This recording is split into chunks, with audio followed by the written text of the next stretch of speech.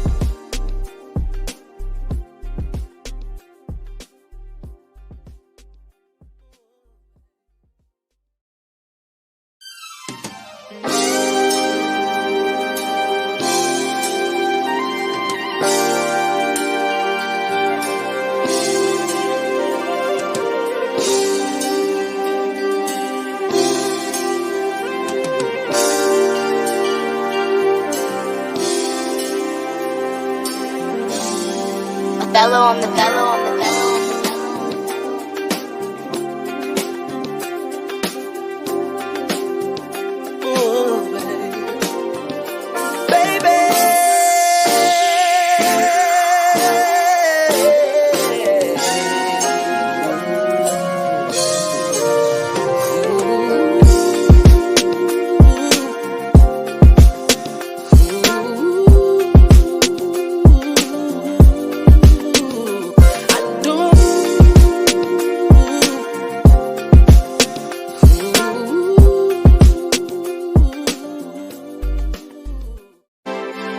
Yeah, the real shop talk.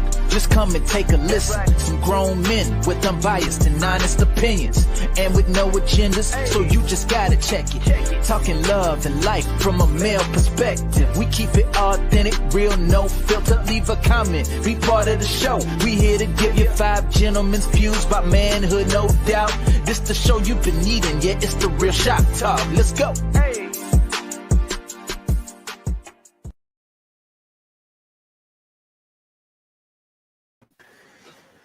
Hey, y'all, we back.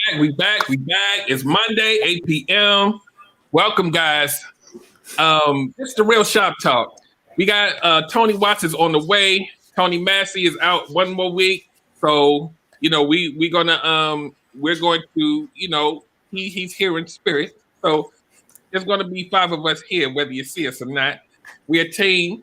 So I want you guys to, guys that are here, make sure you subscribe to YouTube page. We're trying to get those numbers up. Make sure you hit those likes. And another point I want to make too. I talk to a lot of people after the show, and they say they watch us every week. I need y'all hit them thumbs. I know some of y'all may not comment. Hit the thumb. Let us know you like the comments so we can go against these algorithms. Y'all know the algorithms are changing every way the wind blows. So we want to make sure we stay ahead of the game on that. So this week is gonna be this show's gonna be interesting. We're talking about anger. We're gonna get into that a little deeper. Everybody that's coming in, thank y'all for coming. Make sure you bring a friend next time. Y'all love to comment, and you know that it's pertinent. Make sure that you invite other people so they can get it too. Share it out. I'm going to. I know I probably missed some, so we just gonna. If any of you guys, if I missed something, let me know. But we can just do introductions now. I was trying to wait for Tony Watts to come in, but we just gonna go ahead and let it fly. I'll introduce myself, and we'll just go around real quick, and then we just gonna get started. My name is Derek Jones. I'm a certified life and relationship coach, and I'm also the host of the Relationship Gumbo podcast every Wednesday at 8 p.m. And we just talk about relationship stuff all the time, every week, and we get it in. The term that people seem to like that I had put on the post kind of as a funny is you come in triggered and you leave inspired. So come on and get some inspiration to go along with your triggers. So I'm going to go ahead and pass it on to Gunter Man. Hey, what's going on, guys? I am Gunter Man. I am the host of the Gunter Man Show. I am also a relationship life coach. Looking forward to tonight. Yo, I don't know what angle we taking, but I got some thoughts. For real. Going to pass it on down to my partner in crime. What up, John Singletary? Hey, yo, I'm John Singletary, the host of the Help Myself podcast. We're talking about personal development, having better conversations, thinking better thoughts, leading to better actions, which lead to a better life. So, hey, I'm ready to get into it tonight too. So, hey, man, let's get started. Let's talk about this. Chop it up. All right, guys. So I see everybody coming in. Welcome. Let us know you're here. Those of you that aren't talking, just say hello. That's all you got to do. Say that one word so we know you're here. We love you anyway. And just keep coming back. So anger, the black man in his relationship to anger. The way I want to start this off is a lot of times, and we're going to talk about anger in men in general for like 2 seconds, and then we're going to talk about black men and like kind of what's the difference. But a lot of times men are accused of not having emotions, right? They'll say women are the emotional ones and men don't have emotion. And a lot of time when people say that, they're talking about the more mushy stuff that a lot of times men suppress.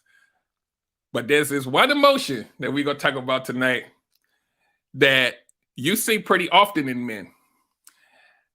So the accusation of us not having emotions cannot be true because you see this one quite a bit. And we're talking about anger, guys, and black men having anger. And I actually want you, you didn't know I was going to actually do this, Rick, but I want you to explain just how anger affects black men in a way that it doesn't affect other races. And kind of like our spin on it, our little spin, like what makes it different for us? Well, stemming from the bridge of slavery, coming from that place, as being a traveler, a world traveler, you come to find that there are so many different countries and cultures that have picked up this hatred towards the black man. And it could be black people, period. But because a black woman is still a woman, they don't put the weight on it, the weight of it, same way they will put the weight on it as a black man. But I must speak up also regarding black women. Whenever we talk about these lists of people that have been killed by cops recently and all that stuff, you rarely hear about the women. So I need to throw that out there also, because you got to acknowledge that hatred to black women is also taking place. But I digress. Let's go back. So the journey of understanding where we come from and where we stand as a people, seeing us as property, not seeing us to this day as human beings. You know, it feels like all we have is our anger to stand up for things. But our anger, this anger we feel, doesn't deny anyone access to anything. The anger that we have will not hinder someone else, another race, another culture. It doesn't oppress another group of people and deny them from living a life. So you would say, like, could a black person be racist? No, we don't have the ability to shut down a group of people or stop them from prospering. We could be biased. We could be, what's the other word for being biased? Jump in and say it. Prejudice. Yeah, we prejudice, right? But you can't be racist. We don't have that. We don't have the stoppage power. We don't have the stoppage power. And because of that position, this anger has one, no place to really go and cause us to prosper. So it's anger that's empty. It's anger that is empty. And then the cultural side of it. Here's the cultural side. The cultural side is what? That we as men, and you could put all men in, we don't have a place to vent. It's not culturally acceptable for us to freely speak our feelings and our passion and show these vulnerable side of life and living and love and the pain and the traumas that we've been through as a kid. So anger has been built from poor treatment at work, poor treatment and the things that we're endeavoring to do, that we walk into a place and we're seen for our color before the words come out our mouth, walking down the street and seeing people cross over, getting into elevators, seeing someone clutch a purse. But what? Like me, like I'm a bubbly dude. How could you not see the joy that I walk into a place with? But yet, because of the color of my skin, you are hindered. So now you have the anger of all the things that we're feeling oppressed and denied and judged before walking in. And then you have no place to vent, no opportunity to share. So the black man's anger is very different. It's very different because of those elements. And then once again, what is the anger? Typically when you get mad, you want to be able to produce something, stop someone from denying you something. What does it stop? What does it have the power to stop? So you feel that you don't really have this power that you often talk about that you should have in this day, time, and hour. Right. Anybody else want to add to that? What Gunter Man was talking about before we move into the meat and potatoes of this thing? Nope. Okay, cool.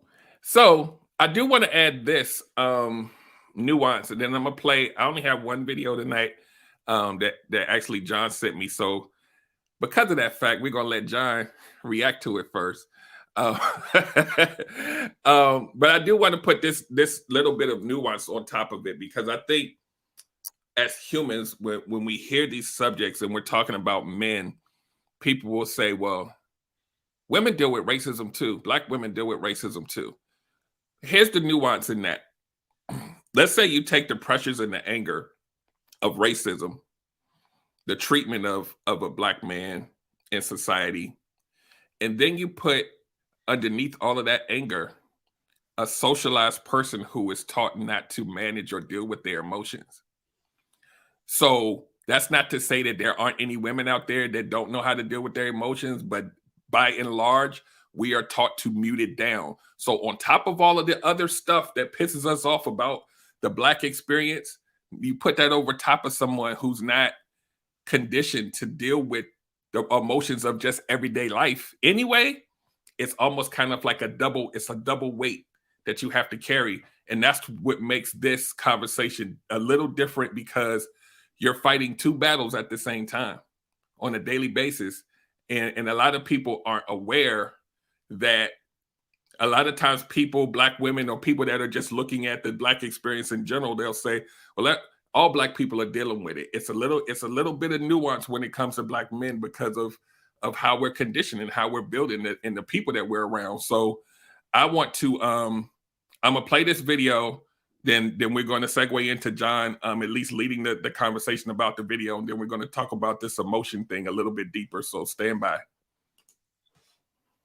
It's a lot to unpack in a minute, but I'll do my best. I ain't gonna make it. Will hasn't seen his father in 14 years. Enter Lou Smith, a man with a smile that says, I'm about to ask you for money. Lou knows the family got no love for him, but Will is optimistic. Will flashy think to himself, it's fine. Trauma where? Uncle Phil sees Lou and wants to throw hands. Will hit him with, well, if my dad isn't welcome here, then neither am I. Uncle Phil say, he's gonna hurt you again, you deserve better. Will say, you ain't my daddy. Damn. Dad ghosts Will, leaving the family to pick up the pieces. The breakdown. Will's emotional avoidance behaviors are similar to some of my clients. Hurt? Nah, I'm good. I'm cool, Aunt Viv. I had a few drinks on the way home. Avoidance gives us temporary relief but puts the pain on layaway. 10% daily interest, my guy. It's like having a rotten tooth. Pain meds are great for 3 hours. Having it pull's more immediately painful. But after 2 weeks, you good. You gotta confront our emotions. They don't disappear. How come you don't want me, man?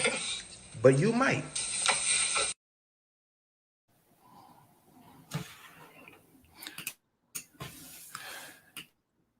One of those classic scenes, man. How come he don't want me? We be laughing about that, but every brother feels some emotions on that.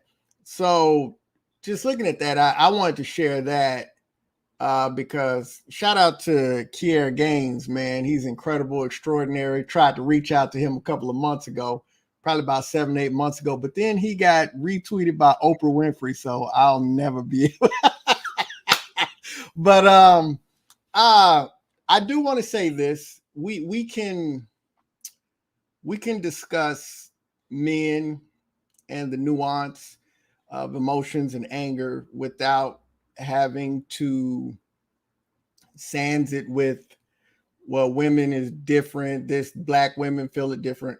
I guess I would just like to offer this to the conversation. It is okay for us to discuss one lane without feeling like we're disrespecting another lane. You know, if my leg is broken, that does not mean that somebody with a pulled muscle in their back, pain is negated or it needs to be pulled up. Let's just deal with the broken leg, you know, and then deal with the pull in the back. So we can have those discussions without leveraging Black men, Black women. Both are valid, both are terrible, you know, and we don't want to get into, or at least I think it'd be preferable not to get into, well, it's different for us, it's worse. It's all bad. I don't want to win the war of who has it worse. We here to make it better. But when we talk about the Black man and we talk about dealing with anger, so one of the things that Derek was referring to is we understand that we have this emotion. We have plenty of historical and even current reason.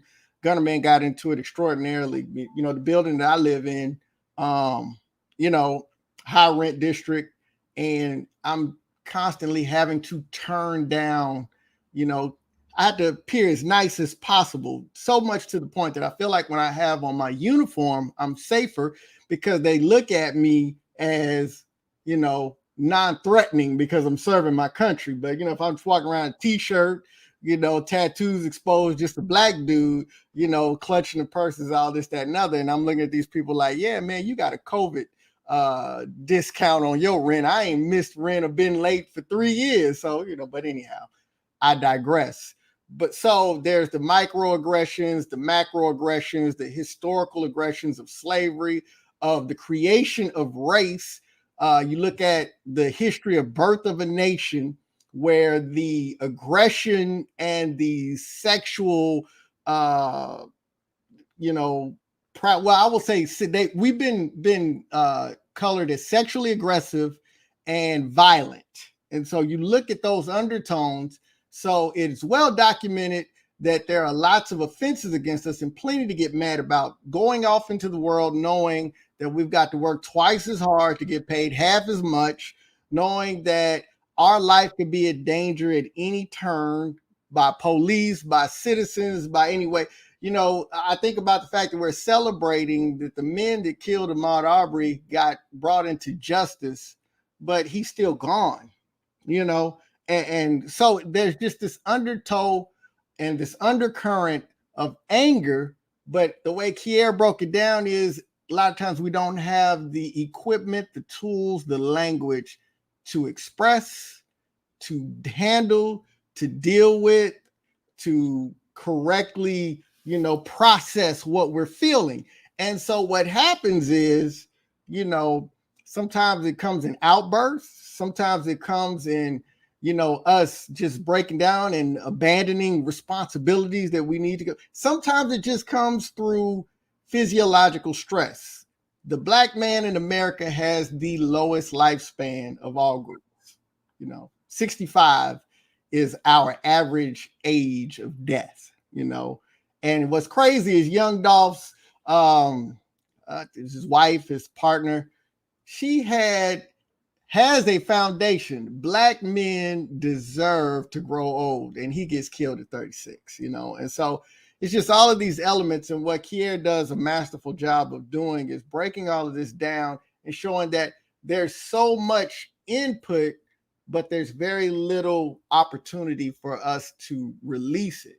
And so we know that when something is flowing into something, it's got to have an output. And if it doesn't have an output, it'll overflow. And so oftentimes when you talk about anger with Black men, it's because we don't have anywhere, or a lot of times we're not aware of the constructive ways that we could process anger. And so we end up doing harmful things to the people around us, harmful things to ourselves, you know, and it's just a detriment to the community.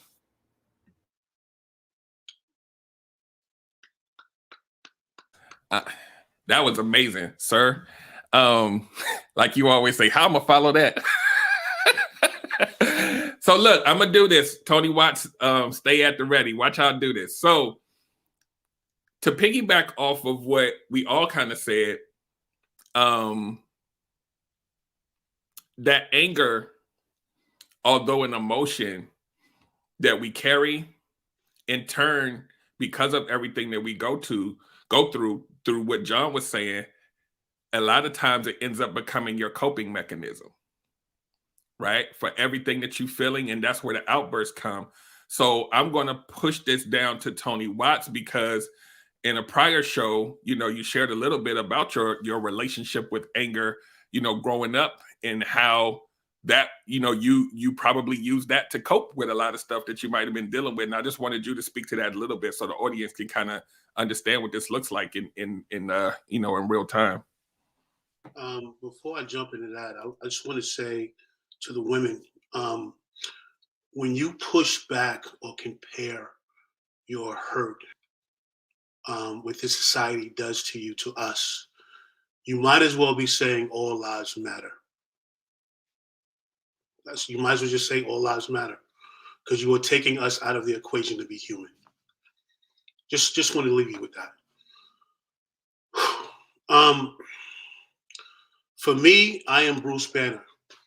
I'm always angry, always.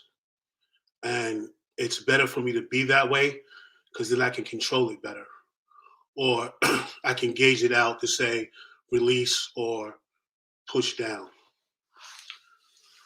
About 2 months ago, if that long, I was out with a friend and had a great time.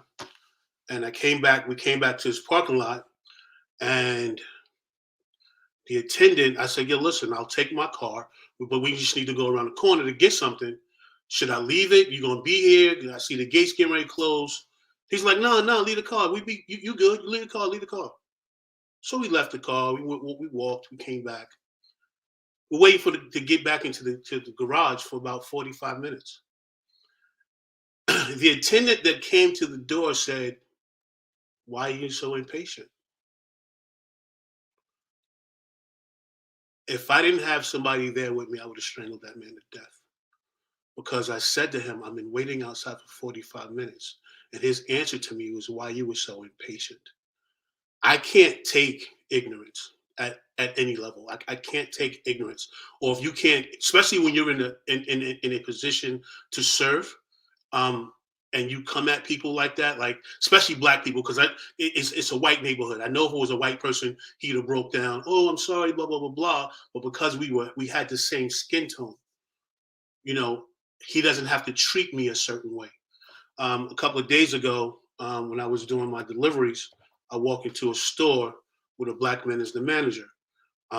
Two white guys came and delivered, made a mess of things, did what they can do. He said nothing.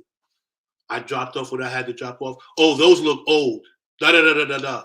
And I just looked at him, was like, but the white boy just did blah blah blah blah, and you said nothing. But I understand you don't get to talk to them the way you want to. So I look like the person that you can talk to the way you want to. But it's a good thing that, you know, again, that I'm always on 10, so I could look at him and smile and go, God loves you because I will hurt you. We just, this anger thing, man, I've been thinking about this thing all day. I've been angry about a lot of things for a long time. And if I listed it, we will be on the show for 6, 9, 10 hours if I listed everything that I'm mad at. But through maturity, doing the work on myself, I've been able to coddle my temper. But the thing that you have to understand, and my big little brother said it so pointedly, that the world does not like the black man. He's got angst against the black woman, but they don't like us, especially if we stand up in our power, right? If we raise our voice for something, right? When we raise our voice, we're automatically labeled, and I know women get labeled too, the angry black man. When I worked for Coke, I had an admin. I'm a manager at Coke. I had an admin from Africa come at me sideways, and but to cool her down, I got in her, right? And I leveled up my voice, but not to a screaming point. And the first thing the white guy said was, Tony, don't get angry. And I was like, what are you talking about? I'm cool, I'm calm. I just need to gauge her to understand who she's talking to. That same attitude out in the street, if I was talking to a cop, he might feel like shooting me and he'll get away with it. So the things that we deal with on a daily basis, it's not like anybody else on the planet. I'm sorry, women, you don't understand what it is to be a black man. And I get it. You guys get the, us against y'all, and you get abused from all angles. Everybody wants to kill us. Everybody. And that's what we walk out in the street with. So, like, my little brother said, we have to have a certain level of how to be calm in a situation, how to smile, right? When we don't want to smile, we have to smile. We have to make you feel comfortable in our space. Do you know how draining that is all day to make people feel comfortable when you feel uncomfortable? That's what we go through on a daily basis. Daily basis. My little bro is in the military for 20 plus years. He should not have to turn down who he is for nobody. He only gets respected when he's in his uniform. If he's dressed in anything else, he's a nigga. I don't think he'll understand what that looks like or how that feels. I'm just gonna land my plane right there. I'm gonna jump in. I know you ready, Rick. I want to do this real quick because I'm triggered. Man, so what John Singletary was talking about with the uniform, and those of us who care about our care about being free out here to walk the streets, we have to police our movements. We have to police our tone. We have to be mindful of, if I bump into this person, and something pop off, I'm going down, not them. So I gotta move out the way to make sure they can get past, because if I don't, it's a full-time job. Like, even where I work, and I've been telling this for years, I'm a NASA engineer, right? With glasses on, I have a little badge on. I'm basically Urkel, and they still be in the elevator like I'm like still 21 years in, there's still women in the elevator like, oh my God, or they'll be waiting for the elevator, and if I get in, they won't go on. They're like, it's a imagine having to police your movement every day, on top of all the other stress that you got to worry about. Again, see, now I'm getting mad, but I can't express it. I have to keep it in. And that's really what this show is about. It's carrying that and still having to move throughout life and be okay. So I'm a land there. Yeah, Rick, just before you jump in real quick, Love Tuck has put in go into a break room or something like that. That's good and all, but I like violence. So if I go to the break room, do they have a room for me to calm down before I walk back out in the street? Because I'm gonna need that. I'm gonna need to calm down. So you can stay in the break room as long as you need. Okay. All right.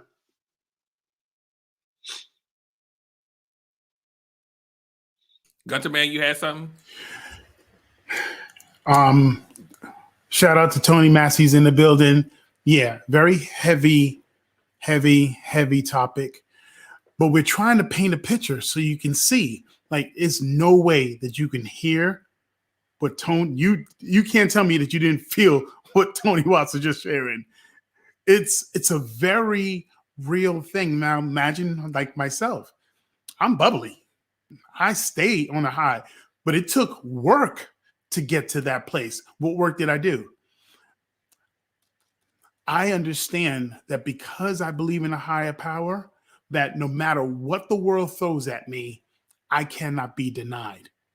Because if I believe that God is my sufficiency in all things, no matter what the situation is, that another human being, another imperfectly perfect person, another human doesn't have the ability to stop me from achieving that which is right for me. Now, I also understand that which is not meant for me will never be given to me. So I understand that because I'm not given something, I'm not blaming someone else because they did X, Y, D, because they said this, because they thought that I'm being denied. No, if it's not for me, it'll never be given to me. But if it's for me, there's nothing I can do to stop it, and there's nothing that someone else can do to stop it. And that's where my joy resides. My joy resides in a place that I am unstoppable according to the things that are meant for me. I can go claim it, I can go live it, and I can be it to the fullest. Now, that's a position of power. It took work to get there. And what work did it take? Having brothers like Tony Watts in my corner, where we could just say, let's meet up for lunch and let's just talk. You know, we have all these dreams about what we wanted to do to move the world. Tony Watts said, let's do lunch. Who knew it was going to turn into something as magnificent as this? But you have to have outlets. See, because if you only have yourself to talk to, the story only gets worse. It only gets darker. It only gets uglier. You have to find outlets. You got to find people that not only that makes it available for you to talk to them, but they got to inspire you. That's Tony freaking Watts. I'm going to be moved when he tells me, yo, let's share, let's get together. Let's just vent. We got together. I don't think we talk business. We just talked life. We just end up talking life. And that's where the catch is. Any person that's out here that's wondering, how do you get through to all these things that you're feeling with? You got to talk. You got to speak it out loud. And we men haven't been taught that. We don't have these outlets. We don't have these places to go. They're starting to grow. They're starting to be a real thing, but it's not culturally ingrained in a little boy running around telling, don't cry.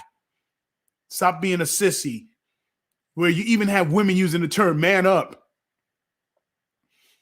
Because it's culturally told not to be soft in a situation, not to be vulnerable and not to show a weakness.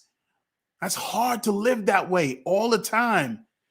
So everything's coming in, like John says, but not enough is going out. Explosion is bound to happen. Explosion is bound to happen. But here's the thing. Imagine being a race of people who's labeled as killers, murderers, sexual predators. You tell me where in history do you see a group of black people killing other races? How are we labeled this?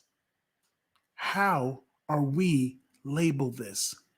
Doesn't it seem like the people that labeled you, aren't they the ones who are known for this? Absolutely. Man. Yeah, we don't even want to get into the atrocities, but man, let me throw in a contrarian point of view though. You know, like you talk about this anger. So there's situations where I know how to leverage it, you know, and you know, I might not have the full agreement of everybody on the panel tonight, but you know, there's situations where I'm like, yeah, you see me, you know what it is. So I'm gonna leverage this, like, you know, when I taught you, like, hey, you need to make some moves in the way that I need you to make them, or you know what the problem gonna be, you know.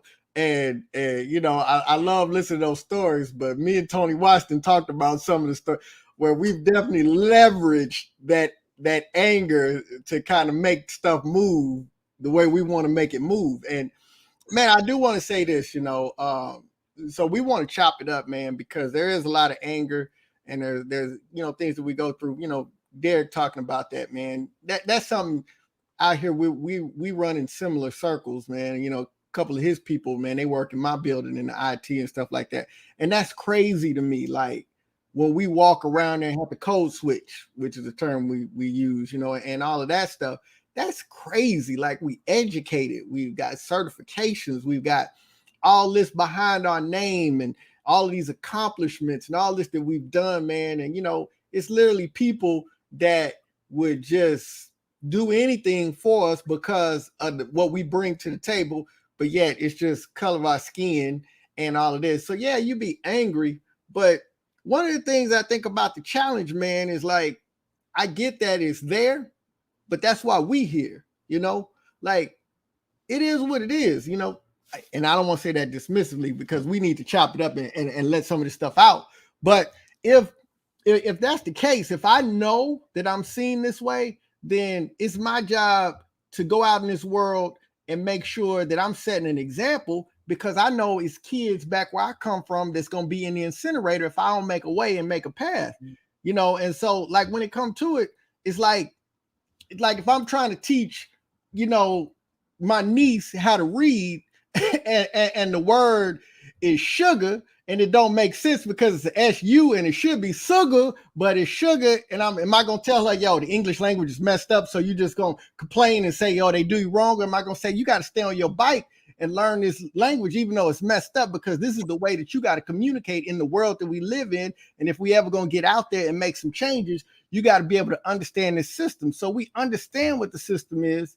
And I can feel myself getting all, you know, like that's just passion. And I'm in a group, and when I get passionate, that's anger, you know. So it's just crazy. But man, we got to stay on our bike, man. You know, like it's young folks that don't have the experiences, the opportunities. You talking about 5, because T Massey is with us. He in the comments, you know, brothers that done a lot of self work, that have, you know, therapy, support circles. And these conversations, we showing you what it is because we've had the opportunity to kind of look at it from a theoretical, philosophical, you know, empirical evidence type process. But you got brothers in the struggle that don't even know what it is, but they feeling it. And so that's why it's important that we here doing what we do. That's right. Absolutely. I just want to answer 2 questions, make a statement First on Tony Massey. That is a horrible situation to be. Can you read that, Tony? Read it. Yeah, sure. Let me back it up. He said, Tony Massey said, I've never forgotten walking out of the gym and a white woman was so scared of me, unprovoked, that she tripped and fell. I reached out to help her up and she screamed, please don't hurt me. So Tony then says, I don't know who was more afraid, her or me. Because we understand with a white woman yelling out to a black man, please don't hurt me. We know what alerts go off and what that has turned out to be for a lot of people, right? Now, to piggyback on what Tony said, just last week, I'm in Boston. I'm going inside of a store. This little white woman is pushing out her cart. She stops. And I go, you okay? She's like, whoa, you can run me over and hurt me. And I look at it and I just smile. I said, no, ma'am, I would rather help you take your stuff to the car. And just paused and let her make a decision from there. But that's the real, you have two people, one on the East Coast, upper East Coast, one on lower East Coast, who had the same exact experience with white women. I walked in with a smile. I didn't even really pay attention to her till she stopped. And then she said, whoa, you can run me over and hurt me. Why would she say that? There was no, I wasn't walking near her. I was nowhere close to her. I just looked at her and I smiled. Because I understand, because she's older, she comes from a different place that gave her those theories of who she thinks I am. And that's a problem. So we have to, like John said, we navigate those spaces. We make those spaces comfortable because not to diminish her, but in her ignorance, I understood it's not her fault. She don't know Tony Watts. So I approached her from a different angle. Now, for Love Tucker's comment, she said she's going to need us to tell her, tell them how they help us in those spaces. Well, the young lady that I was out with that night hugged me in my rage. She hugged me. She made it feel safe for me not to have to be the hero. So touching somebody's arm when they're that way, a light tone. Hey, baby, it's not that, it's not that important. Don't let them get you. Because when we hear a voice that we care about soothe us, it's like music to this. Sorry for saying it this way. It's like music to the savage beast. It's gonna come. It's gonna bring you down a couple of levels to really think about what's going on. So how do women help men in these spaces? Men you know and men you don't know. Just have that tone of, hey, bruh, I see you. You don't have to do this. Kind of, and that's sometimes all it takes to make us come into our reality of what's really going on. Like just saying something like really calm, like, is it really that important? Like, this is a bad situation. Maybe we can walk down and just talk about it and just leave that person alone. Like there's things that you can calm us down with. And there's nothing more empowering than a woman having your space and having your back to let you know that you don't have to be upset. I got you. That's like that situation right there took me from 80,000 to 5 in like 30 seconds. That makes you think of the Marvel comics, how Black Widow was always sent to go speak to the Incredible Hulk. Just go and talk to him, touch his hand. That's it. That's it, right? That's that rage. That's that rage. But you said a really amazing thing, Tony, in the midst of your conversation and sharing your experience. They don't know you. And because you don't know me, why in the world would I let you have that type of power over my moment? Why? Why would I ever let you steal a moment when you don't know me? You don't own the rights to be even getting angry with you. You don't know me. Because you don't know me, I will waste none of my energy trying to get you to see me in a different light or to try to talk you into seeing me in a different way. Does that always keep my mouth shut? Nope. Because sometimes a kindly spoken word in due season will touch a heart. And I've done that plenty of times, even being called the N-word. Like, you don't know me. So your words won't affect me. They just won't. But how does another person, how does a woman help a guy offload? It's not simply even just supporting, it's touching and saying, I understand. Even though you don't fully understand, but yeah, I catch you in this moment. I see you. I see you, and I know that it bothers you, but I'm with you. Ooh, but I'm with you. That person doesn't matter. Not what's happening right here between you and me. That, don't let that get to you, because they don't know you. But me, I'm here. Don't let them steal nothing from you. They cannot deny you anything that's meant for you. So move on. Again, and to jump in with mouth so reckless, she's right. This is not normal, and there are times when I will explain to someone how out of line they are with a Rick smile. Do you think that was necessary? Do you know me well enough to think what you're thinking right now? Do you understand who I am and what I do? No? Then maybe you should think about what your attitude is. Sometimes you have to speak up. Sometimes you have to speak up. I make it a point, and this is going way left field. And in the back of my mind, I'll explain to you why I do it. I will go up to a police officer and in a restaurant or a deli, and I'll buy his food. And I'll turn around and say to him, I don't know what you do outside of here, but I'm letting you know I respect what you do. I respect what you do. I might not agree with everybody that wears your uniform, but right now between me and you, I just want to let you know I respect what you do.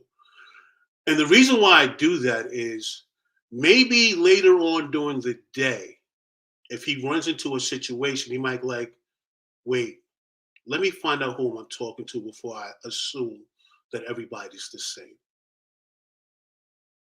I think it's important for us as the elder statesmen here to make it a point to have these conversations outside of our territory, right?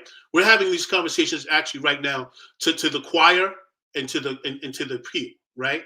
But there are other races that don't know the nuances that we deal with on a daily basis, and sometimes it's important. I know we go around going, "I'm not teaching them how to deal with me." No, I'm going to teach them because they have already taught us how to deal with them, and that's why we walk into spaces and we code switch because they've taught us. Don't come in here with all of that anger, because I'll go get the people that I pay that have guns to come take care of you. So we need to be accountable for the younger generations to teach them how to have dialogue without being angry having the dialogue. You can be upset about it, but you need to understand how to speak respectfully for somebody so they can understand where you're coming from. And if they don't get it, shut your mouth and walk away, period. Because the alternative, there's a lot of alternatives. I'll land my plane there. Woo-wee! That's a show, ain't it? I'm looking through all my the little stuff I have written. I'm like, we done hit that one, we done hit that, we hit that already. So this is another. We gonna veer a little bit to the left, and we're gonna talk about the male ego. The male ego, and when it gets trampled on, a lot of us, there's no other emotions in between other than anger. Anybody want to jump in on that?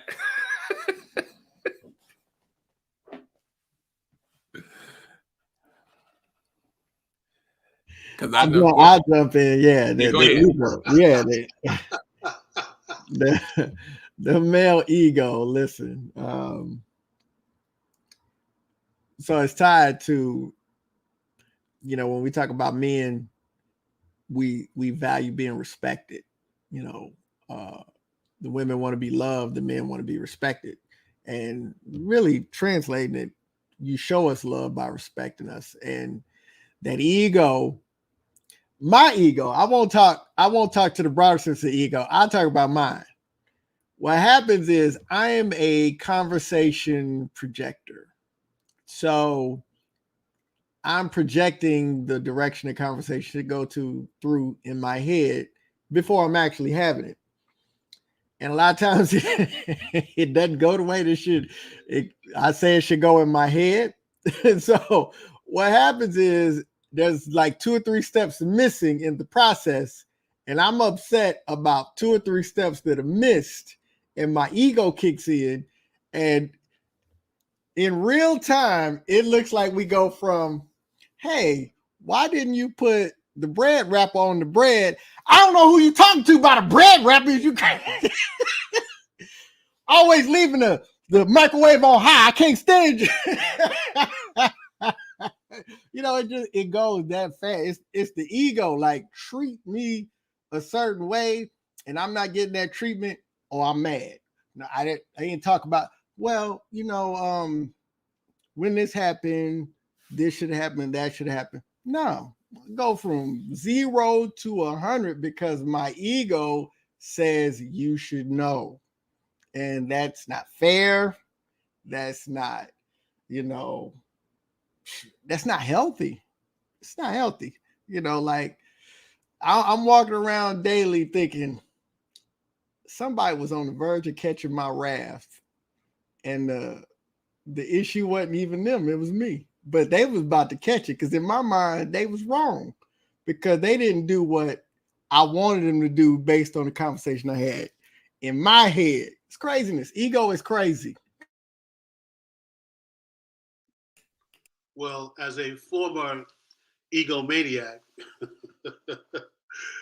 my ego has gotten a lot of people in trouble because, like my little bro said, if you don't do the work, you can't tell that you're wrong in allowing your ego to do what it does. And my ego has embarrassed people. My ego has broken up families. My ego has, my God, done a lot of things because of ego. And when you look back at those things, you really feel like, dang, I needed a me back then. I really needed a me, because a lot of these cats is walking around doing a lot of things they're doing, and kept chasing down women, buying certain kind of cars, living a certain type of lifestyle. It's more about their ego than anything else. Because if you see me as a certain person and I think I am a legend in my own mind, then you better respect me in my legendary legend, even if you don't know who I am. Because in my mind, I'm a legend. So therefore, if you're not treating me like a legend because you've never met me before, therefore a peradventure. That's a problem. I think the male ego and the black man's ego, I'm just saying the black man's ego is at a point because it gives us a space to feel like we matter sometimes. Your ego makes you think that you matter, right? Because no one else is really telling you that you matter. So now you've created this person, this superhero person that can fight everybody, can rack up billions of girls, and drives a fancy car. So when really inside it's like, I don't know who I am. I'm just my ego. So I'll land there.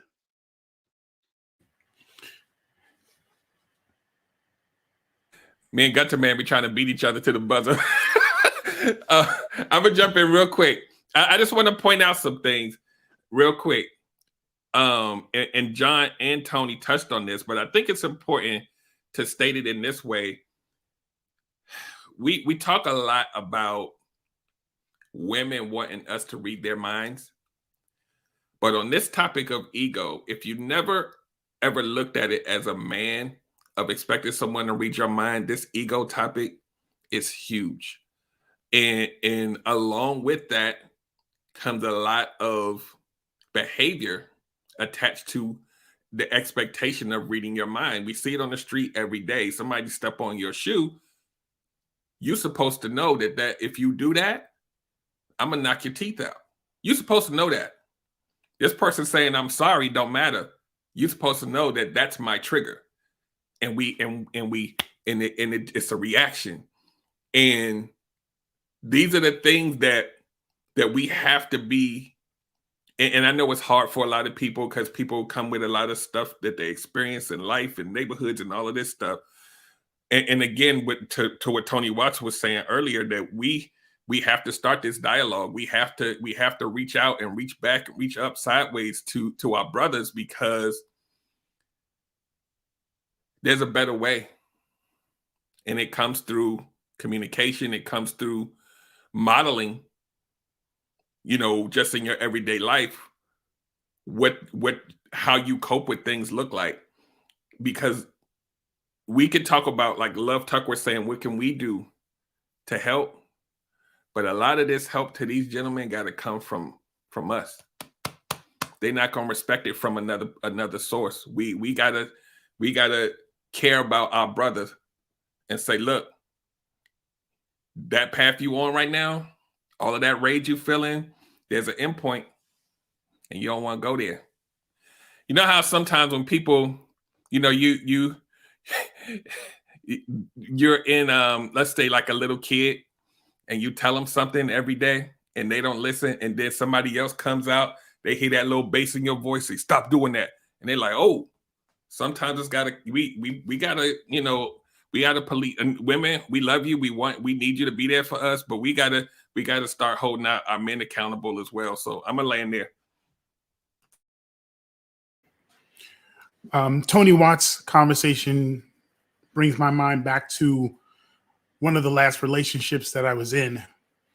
This ego doesn't have to be filled with the guy running around and checking a whole bunch of women. It could be the guy that believes he's doing the right thing and it's not being appreciated. It could be the guy who constantly shows up over and over again, but it's not being registered or valued. Like, why are you not seeing what I'm doing? Now, that person, that ego, that person, one, probably shouldn't deserve the heat that they're about to get because of what I'm feeling in that particular moment. But I also have to realize that what I'm feeling in that moment a lot of times came from past situations, past relationships, not standing up for yourself in the past, becoming a yes man, and not really reaping the benefits of trying to always do the right thing, which isn't the right thing. Being a yes man is not doing the right thing for yourself. It's living in your truth, standing up and speaking about the things that matter to you and not doing things that don't serve you. That's the catch. So when you're in those situations where your ego is about to be ignited because of what you're feeling in that particular moment, I can remember it like it's clear. Me and one of my last relationships, it's like, I travel all the way here and I'm only here for X amount of time, and you come in here, and I can remember you playing Candy Crush. I come here to spend time, to hang out, and I'm here for you, and I'm serving there, I'm doing there, and I'm bopping it, I'm boom, boom, boom, boom, boom. And now when you come in my presence, you want to do something else other than acknowledge my presence or spend quality time with me. And it's like bubbling up. But what is it? It's ego. It's ego. What about what she needed in those moments of long day running around? All I'm seeing is me and what I'm doing for her, what I'm doing for you. I'm bringing things next level. I'm coming next level with you. How are you not appreciating even this next level? Nah, it's all ego. It's all ego. So when I erupted, she don't deserve none of that. Like none of it. But she's getting it all. She's getting all the heat. All the heat. Like what happened to that smiley face that I always saw? Where's the problem? Because back when I was going through what I was going through in my past relationships, I had no outlet to help me resolve it. So as Derek says, you need other men stepping up and saying, hey, and that's exactly what it was. I was feeling all this rage that my buddy, who also lived out there, pulled me aside, pulled over and said, let me tell you this. And he just started to break stuff down, what he saw, what you shouldn't be expecting, and he was able, and it's just like, and it changed my whole outlook regarding that relationship, because another dude who recognized that rage, who recognized that he too is a server, always doing, always feeling underappreciated, not taken care of. How do you not appreciate a person that's doing all this, not only for you, but your whole entire family? So you want some type of acknowledgement from someone else that says, I see you. Simboa, I see you. And because you see me, you matter. Because you see me, you matter. You matter. Like I come into existence because you see me. And all that I'm feeling doesn't have to be at that level. So yeah, ego is a mean one. Not for those who simply just run in the streets, but those who are fighting to give that special someone something extraordinary. You know, you have dedicated yourself to neither in business or working for an employer and all those years, and they don't appreciate the things you do for you. That's rage. That's past ego. That's you feeling a rage. Like after all this I've done, how are you treating me this way? Like I'm some regular jack. So that's where I'm at.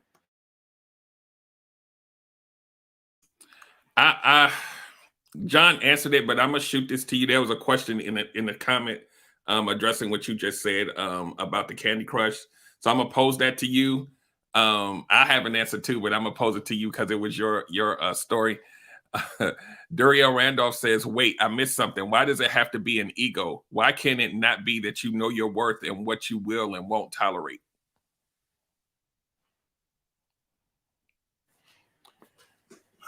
I use ego because it's from a place of past hurts. That's like the best way of saying it. You know, it's not in those moments. You're not thinking about your self-worth. You're not thinking about who you really are. What you're trying to jam down their throat is the idea of see me, respect me, appreciate me, value me, which no, why are you looking for that worth from someone else? See, that's the problems that you run into when you blow past red flags and you get yourself into relationships that ain't right for you. That's the problem. That was the seed of the all. See, you would want to blame the other person, but you're the one to blame because at some point I knew she wasn't right for me. And I kept going on and on. I kept showing up. I kept trying. I kept shooting. I kept wanting to make it work. I kept. No, she was simply being herself. And I'm getting angry because I kept putting myself in her presence. You know, when it comes down to it, a lot of times when you go through these highs and lows, these ups and downs, or these rough patches, almost 80 to 85% of the time, you did it to you. You want to blame someone else for it, But you, if you stop and think and you rewind it back to these places and spaces where you were actually thinking and seeing and feeling and recognizing that particular things were happening, what wasn't speaking towards your truth, but you kept going. You kept wanting what you wanted. You say, I'm just going to hold on to those little pieces and I'm going to make that the whole relationship. Well, on the inside of you, that core stuff was never being met because it couldn't meet it. You were demanding these things from a person that's imperfect. Yet another person can't bring you joy. Another person can't bring you love. Another person does not have the ability to bring you peace. But that's what we go seeking. And because we go seeking after those things from another human being, we're always going to run into a place of them falling short of what we think. These thoughts that John said, these thoughts we had, these stories that we had in our head prior to even coming out of our mouth. That no, they'll never be able to, because they're not me. They're not thinking and feeling and reacting and seeing and always been through all the things that I've been through to know what I'm thinking.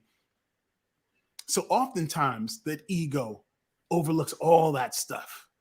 And we want to blame someone else for the moment that we're in or for that particular moment when in truth, it's just us not living our reality, not living our truth. So that's what I teach in my classes, in my sessions, coming from a place of not only knowing your truth, but learning how to operate from it. So I want to answer one more comment, and then we're going to segue into our last topic for the night, which is ironically a segue and a piggyback from what Gunter Man was just talking about. Durio also says you learn from past hurts, right? So here's the factoid of the day. Most of us don't.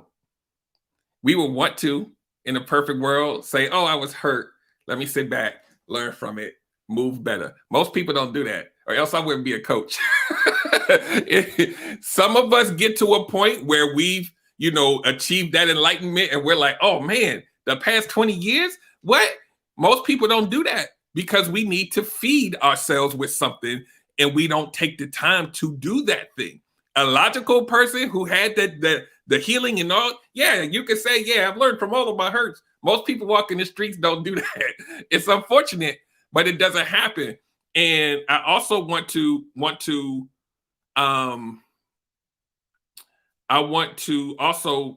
piggyback on Gunter Man's answer to that prior question.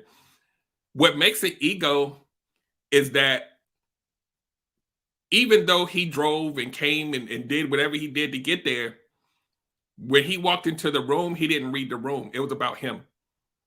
It's what I need right now. And you're supposed to know what I need right now to give it to me. It's not about him not knowing his worth. It was about he doesn't even know what she went through to go in the room and have the expectation that whatever you've been through that day, stop whatever that is. She might be playing Candy Crush because she's depressed or stressed out or something happened that day, and that's how she was separating herself from it. You walk in the room and be like, no, you stop. It's about me right now. I'm here. Look, do that. That's the ego part of it. So I just wanted to put that in there. Derrick Jones, excellent. That was excellent. So the last topic is a culmination of all of the stuff we talked about tonight. When we carry all of that stuff, the anger, the racism, the anger, all of these things, how does this show up when you're in a relationship?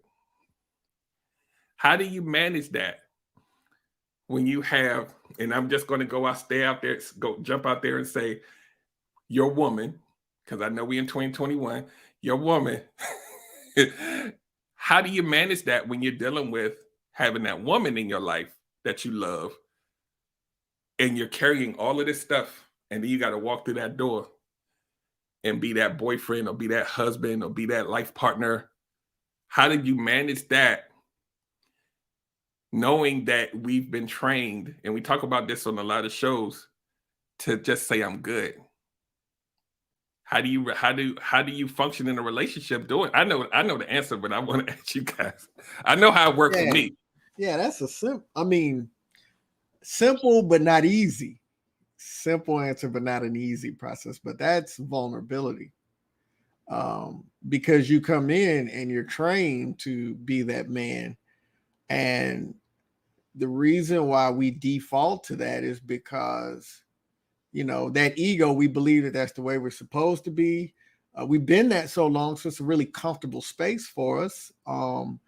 And a lot of times, especially in relationships, one of the biggest problems we have is we operate on autopilot. And vulnerability is a disruptor to all of that. So you've got to be vulnerable, and you got to say, so, talking about trying to like I talked about, try to predict, I try to kind of control the narrative because of that ego. So you go in and you say, hey babe, I had a day, this was happening. And she might say, hold on, let me finish this up, and then we can talk about this in a minute. And you'd be like, see, that's why I don't tell you nothing. Because every time I come in, you got something, and that's not where it's at. It's I came in with all this stuff, and yes, I still have a responsibility as a significant other in this relationship. So I don't come in as if you didn't have a whole day either, but I come in with an agenda to say, listen, this is really on me and I need to discuss it.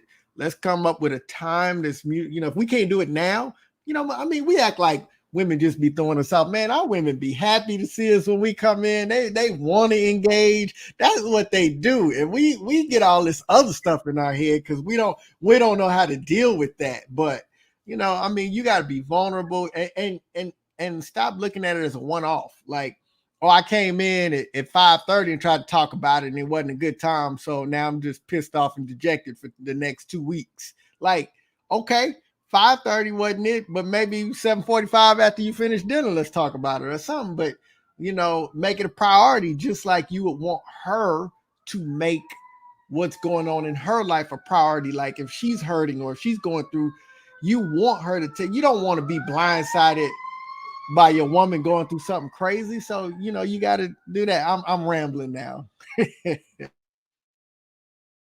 But you're right on point. You're absolutely on point.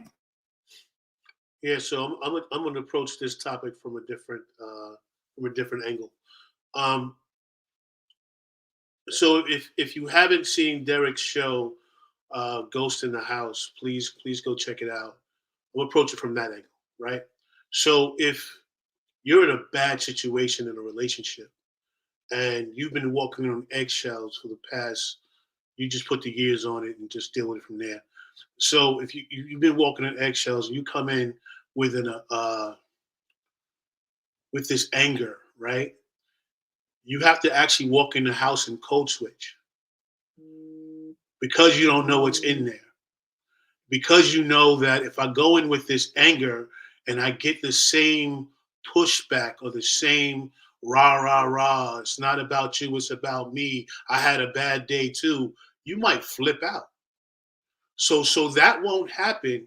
You'll code switch and hold in those emotions so that eggshell mentality, the eggshells can remain unbroken, right?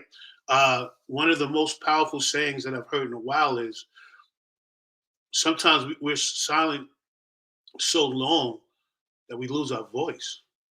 I know what that feels like. So if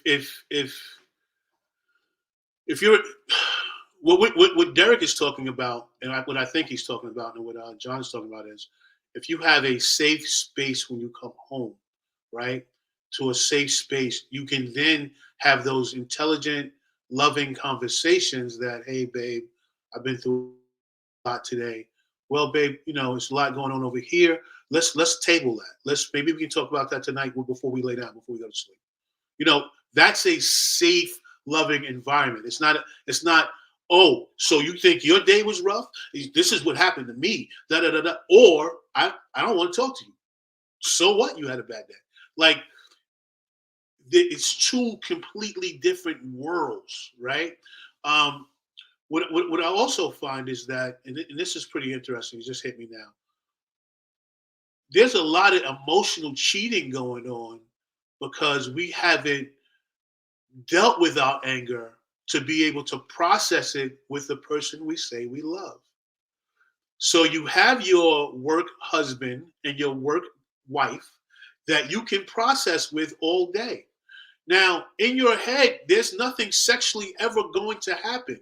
But the fact that you are emotionally unloading on another person, to me, you're in an affair. Because the person you should be unloading with outside of your therapist should be the person that you're committed to for life. So when you can't do that, when you can't hear me, what happens is I'm going to find a way to be heard.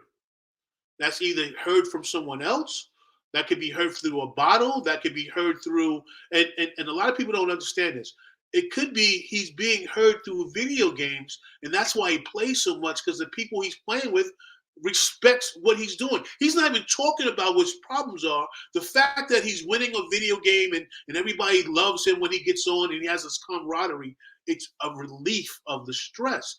We have to understand that we are human and we're going to need some human interaction. We're going to need to, let our emotions out. And if we can't have that, that's how some affairs happen. All right. And they might not be sexual, but they will happen because someone needs a place to go to unload what they're feeling. So I'm gonna land right there. And I also want to say this too, because this is a very important part to this too. And it takes a little bit from what Tony Watts was saying. Holding all of this anger in, frustration, it's stressful. Not just being a person, but to your brain and to your physical body. So imagine, in Tony's example, carrying that for years and how that affects your psyche every day. Having a code switch in your own home, having to mute yourself and how you feel to gain a perceived peace, but it's really not peace because you're still muted down. And that in itself creates a certain level of anger because you can't get it off. And I wanted to talk about, but just note, living in that space has catastrophic mental health effects, which in turn affects your health and your ability to function out here. And we know this to be true, how, when John Singletary talked about our life expectancy, a very big part of that is this stress that we carry. That turns into all different types of stuff. We could talk about the food we eat, but this right here is responsible for a lot. I don't know. I'm not going to quote statistics, but this right here is responsible for a lot of the stuff that takes us out. And we have to be diligent about having this dialogue and sharing our experiences and being vulnerable in this so that other men can hear our voices and see themselves in us and see that there are places that you can actually come to, even if it's something like this. Derek, I'm sorry. Let me just jump in real quick because you said something important.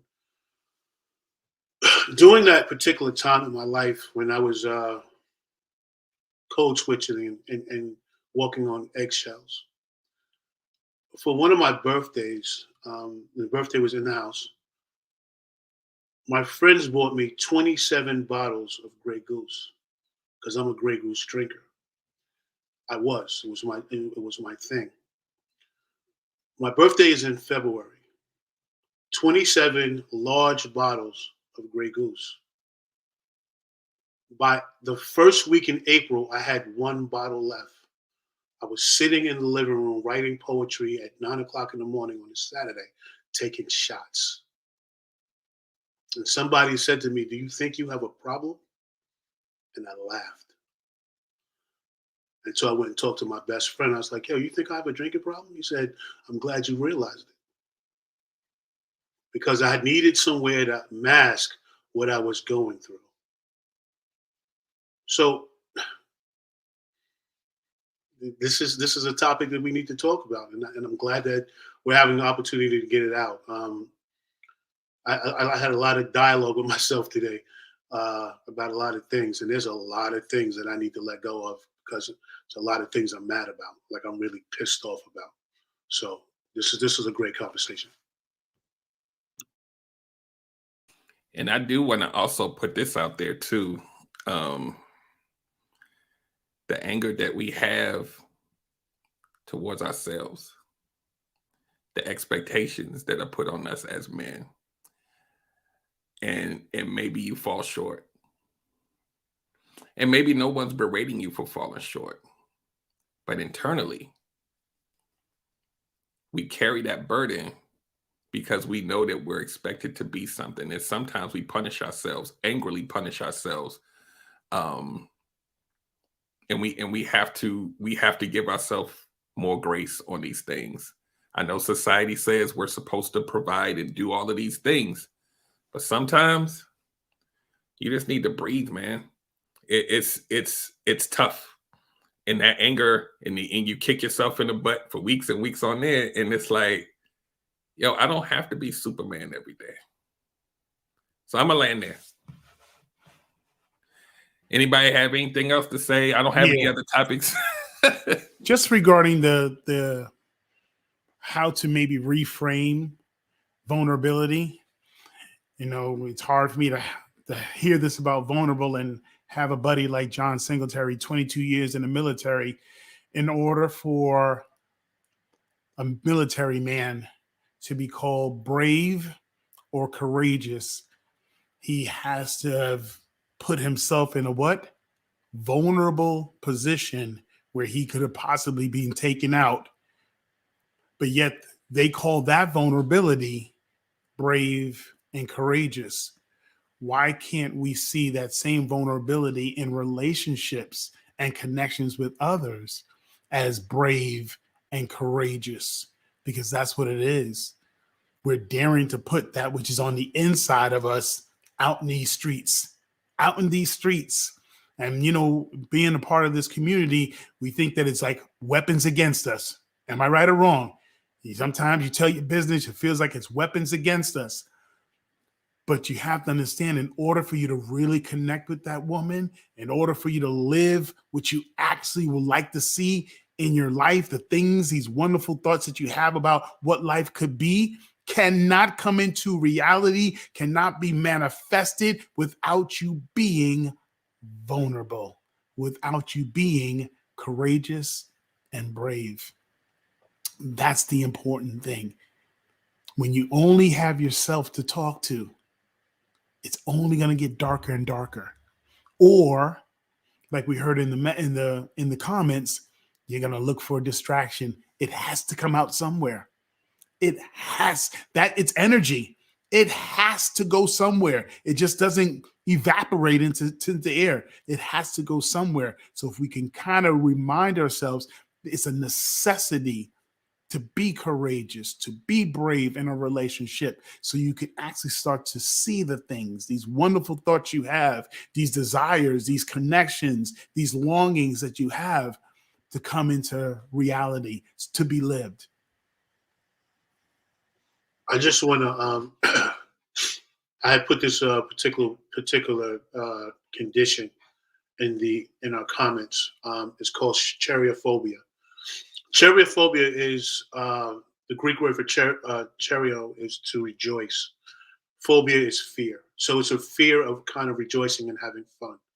So when you meet some thugs that say don't play with me, and they're always on edge, that they don't want to have fun, that particular brand of fun is always really serious, and you can't really get next to them, it's because they were raised in an environment where fun wasn't the thing.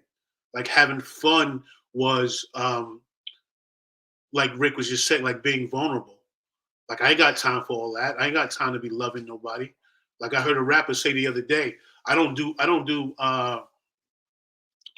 songs with other people because I don't like nobody. I don't want nobody around me. I don't trust them. It's chariophobia. You can't even, you so pent up in your anger and being afraid of everybody else in the world that you can't even enjoy what you're doing. You're doing what you love.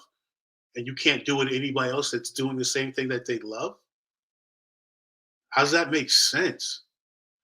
But it's just a word I want to leave out there for people to start to examine the people that you're around, and if they seem like they can never have fun, it's a traumatic experience somewhere that taught them that fun it's not a good thing. Well, growing up in the place and spaces of dancing back in the days where you were able to smile and dance, then it turned into that mean mugging. Remember when mean mugging was, everything was like dance, but you couldn't smile.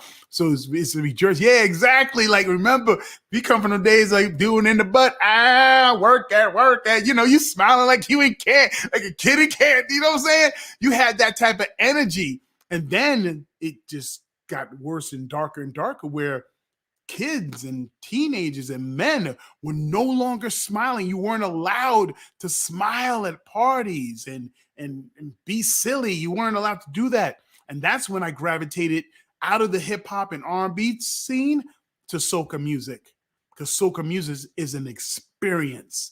It's experience. It's called a free up, where you're out there, you're liberating, you just could be your real self, smiling and partying and jumping and hanging with this joyous, it's a jovial type of vibe to it.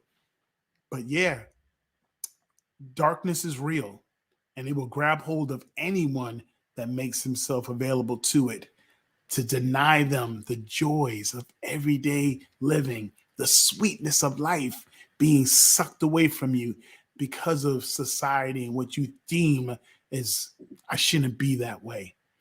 When your heart and your mind are telling you the absolute opposite. I need that to feel alive. So Darrell, you're the thugs living in a survival mode never knew how to rejoice. That is cherophobia, because you don't know how to do it.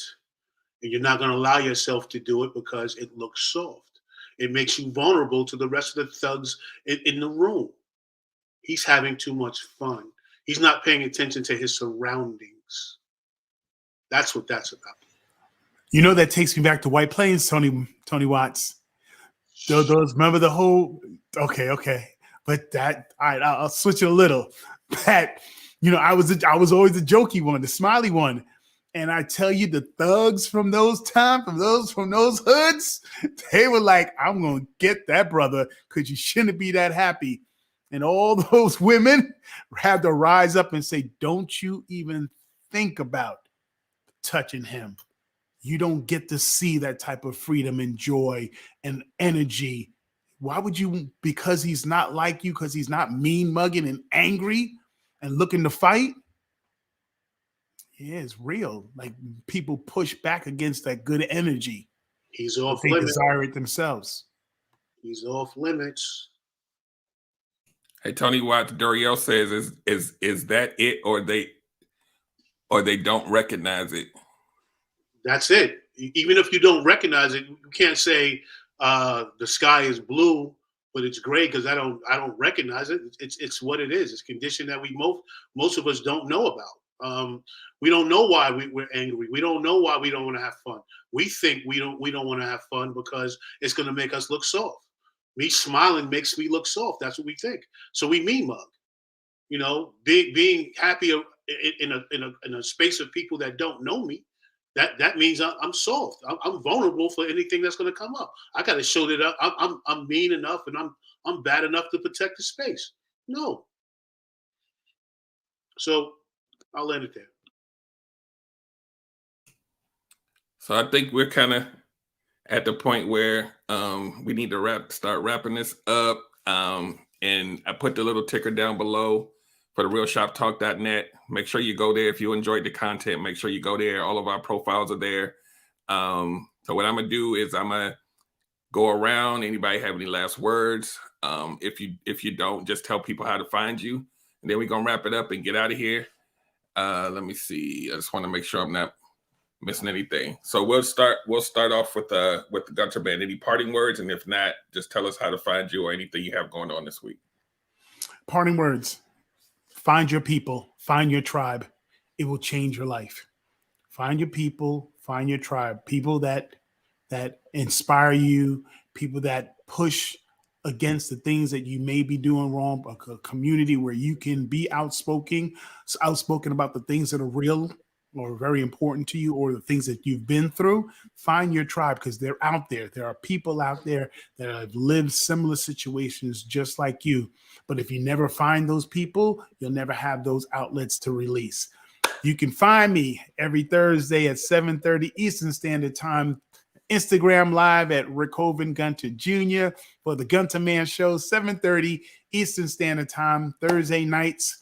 I'm also a relationship life coach. If you're looking for someone that you could release, someone that is willing to journey with you through some issues that you're dealing with, I use examples from my life, and I'm able to give you enough perspectives that you can choose from, because I don't give advice.